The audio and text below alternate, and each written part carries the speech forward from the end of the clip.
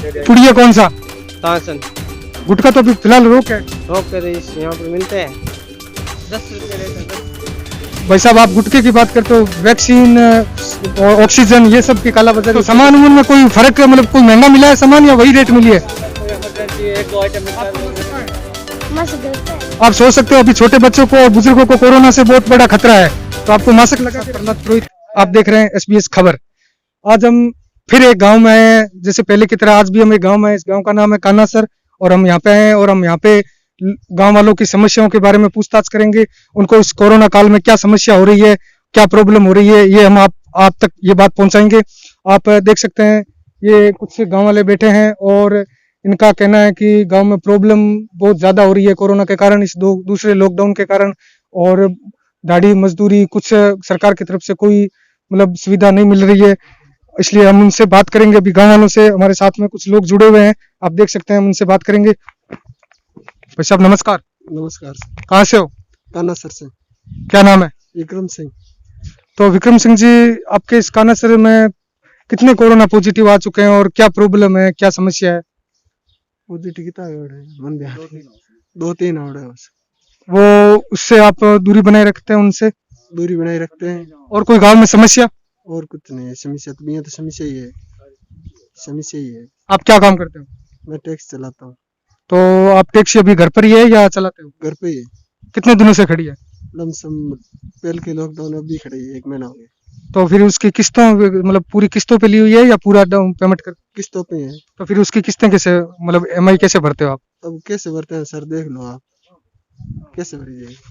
तो फिर पलंटी उलंटी कितनी लगती है? वारंटी लगती है सर। चालान उलान जब आप मार्केट जाते हो कभी, अभी सुबह 11 बजे तक तो खुला ही रहता है, तब जाते हो या घर पर ही? घर पे रहता हूँ। तो उसका कोई चालान उलान कभी आज तक कटा है आपका? नहीं कटा भी है, वैसे तो कटा हुआ ही है, 1 कटा हुआ है। पहले के लॉकडाउन में 1 डंडा खा रखा है। वैसे तो घर पर रहना ही सुरक्षित है, लेकिन पेट के लिए तो जाना ही पड़ता है ना? तो कुछ लोग हमारे साथ में और है। भाई साहब नमस्कार। नमस्कार। कहाँ से हो सर? यहीं से। क्या नाम है? भौर सिंह। भौर सिंह जी, अभी कानासर में आपके मतलब कोई प्रॉब्लम, कोई कितने पॉजिटिव आए हुए हैं, क्या प्रॉब्लम सब? प्रॉब्लम है, आप बताइए हमारे दर्शकों को। प्रॉब्लम ये है कि कानासर गांव में एक मजदूर बहुत है, 300-350 रुपए लेके आने वाले, जो रोज वही बात है कि रोज नए कमाए नए खाए। उनकी क्या सहायता है? आज वो घर पे बैठे हैं, उनको क्या मिले? घर घर तरस रहे। अगर वो बाहर से निकल भी जाए खाने के लिए, कुछ लेने के लिए उधार, और वो डंडे खाए। फिर कल 5-7 दिन की बात है, ये हनुमान जी के मंदिर पर, वहां पे उनको वो मुश्किल से क्या नॉर्मल कमा रहा है, वो कुछ पैसे लेने गया, कि दाढ़ी बड़ी थी, यानी हलवे का काम करता था, वो लेने गया था, वहां पकड़ी गई गाड़ी, 3000 रुपये लग गए। वो 3000 कभी किसी से मांग रहा था, कभी किसी को, मुश्किल से वो कोर्ट से छुड़ा के लेके आया।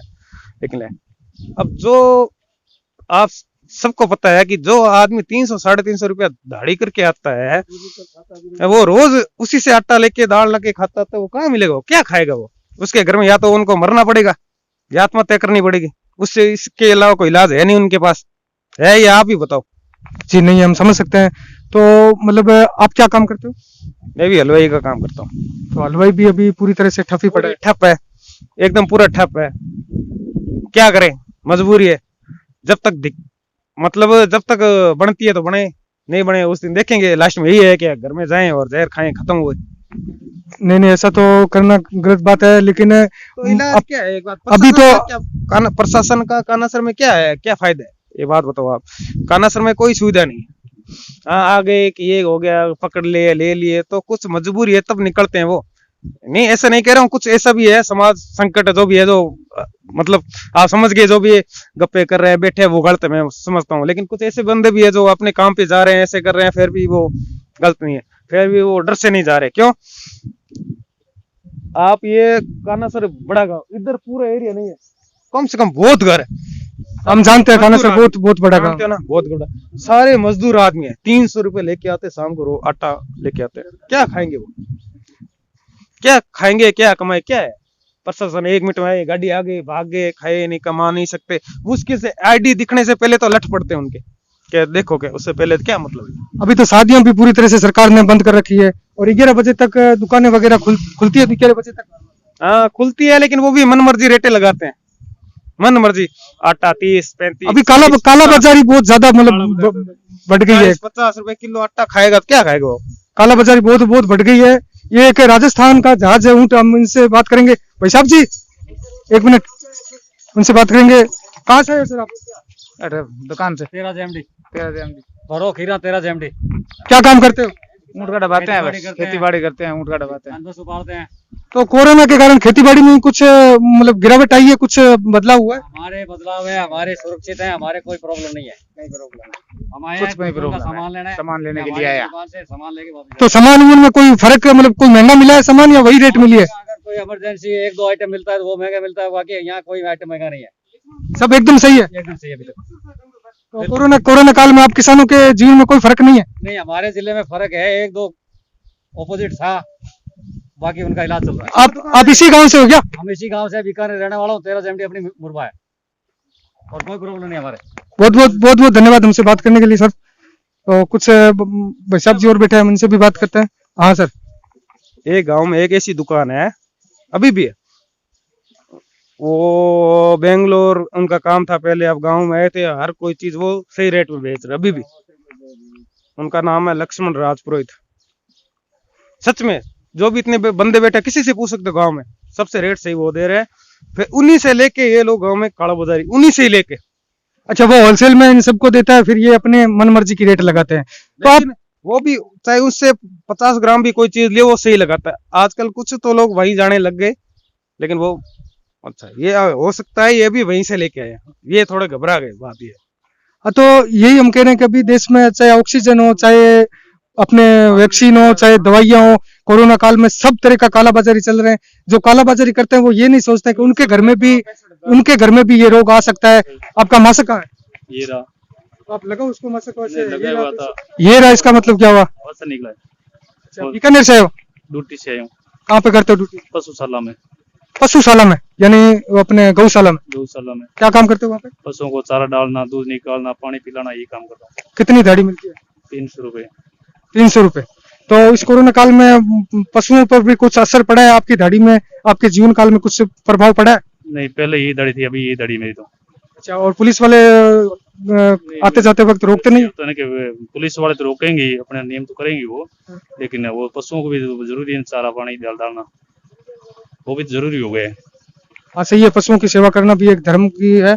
हमारे आने से पहले ये दुकान खुली थी और जब हम आए तो ये दुकान अभी बंद करी है। अभी घड़ी में लगभग 12 बज गए हैं और इन्होंने हमको देखकर दुकानें बंद करी है।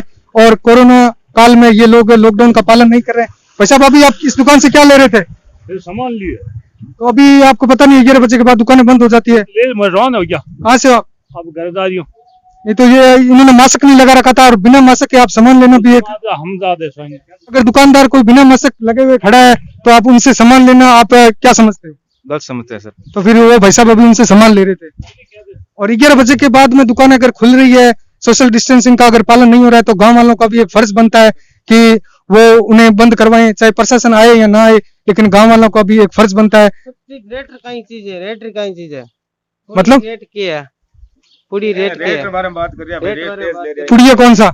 तासन गुटखा तो अभी फिलहाल रोक है। रोक कर यहाँ पर मिलते हैं, 10 रुपये रेट है, 10। भाई साहब, आप गुटखे की बात करते हो, वैक्सीन और ऑक्सीजन ये सब की कालाबाजारी होती है, तो गुटखा तो एक मामूली चीज है, उसकी तो कालाबाजारी होगी। और प्रशासन है वो अपना कितना रोक सकेगा, क्योंकि भारत में इतनी आबादी है कि प्रशासन उनको कितना भी नहीं रोक सकता और कैसे रोक सकता है। मतलब ये एक आप समझ सकते हैं अभी गांव के क्या हालत है। और कुछ बच्चे घूम रहे हैं, हम उनसे बात करेंगे। बेटा कहाँ से हो? हैं? यहाँ से। तो अभी आप ऐसे घूम रहे हो कोरोना काल में? दुकान से। इसी गांव से हो? हाँ। आपका मास्क कहाँ है? मास्क घर पे है। आप सोच सकते हो अभी छोटे बच्चों को और बुजुर्गों को कोरोना से बहुत बड़ा खतरा है, तो आपको मास्क लगा के रखना चाहिए। ठीक। कहाँ है आपका मास्क? मास्क घर पे है। तो अभी क्यों नहीं लगाया आपने? घर जाओ, मास्क लगा के आओ, बिना मास्क के बाहर मत निकलना। तो आप देख सकते हैं, हम कानासर में आए, आपको पूरी गांव वालों की पूरी समस्या बताई, उनसे अवगत कराया आपको। और SBS खबर हमेशा गांव की समस्या, गांव की प्रॉब्लम, जनता की प्रॉब्लम आप तक पहुंचाता है। आप देख सकते हैं पूरे गांव में अभी फिलहाल कोई लॉकडाउन का पालन तो नहीं हो रहा। जब हम आए थे तब दुकानें बंद हो गई थी और उससे पहले दुकानें खुली थी। और जनता को भी एक समझना चाहिए कि महामारी से अगर बचना है तो जिंदगी है तो जान है, फिर भी कमा लेंगे, लेकिन कोरोना से बचना ही एक उपाय है। मैं कैमरामैन कालू पुरोहित के साथ प्रहलाद पुरोहित, SBS खबर, बीकानेर।